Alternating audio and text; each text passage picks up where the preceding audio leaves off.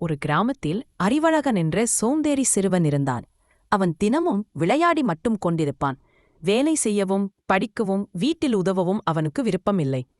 அவனைப் பார்த்து அவன் அம்மா எப்போதும் சொல்வார், அறிவழகா, உழைச்சாதான் பலன் கிடைக்கும். உழைப்பில்லாமல் யாருக்கும் ஊதியம் கிடையாது. அறிவழகன் அதை கேட்டதில்லை. ஒரு நாள் கிராமத்தில் உள்ள விவசாயி ராமுவுக்கு வயலில் வேலைக்கு உதவி தேவையாக இருந்தது. அவர் கிராமத்து பல பிள்ளைகளையும் கூப்பிட்டு, வயலில் 2 நாள் வேலை செய்தா உங்களுக்கெல்லாம் பரிசு கொடுக்கிறேன் என்று சொன்னார். எல்லோரும் மகிழ்ச்சியாக சென்றார்கள். ஆனா அறிவழகன் மட்டும் வேலை செய்யாமலே பரிசு கொடுத்தா நல்லா இருக்கும். என்று வீட்டில் தூங்கிக் கொண்டிருந்தான். 2 நாள் கழித்து வயலில் வேலை செய்த பிள்ளைகளுக்கு ராமு பரிசாக இனிப்பு, பழங்கள், புதிய பொம்மைகள் எல்லாம் கொடுத்தார்.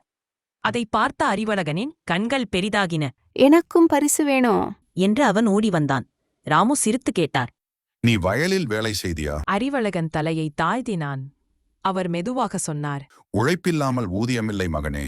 நீயும் உழைத்தால் அடுத்த முறை நான் உனக்கும் பரிசு தருகிறேன்.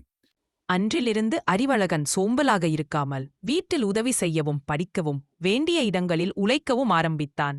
அவன் புரிந்து கொண்டான், சரி, உழைச்சாதான் சரியான பலன் கிடைக்கும்.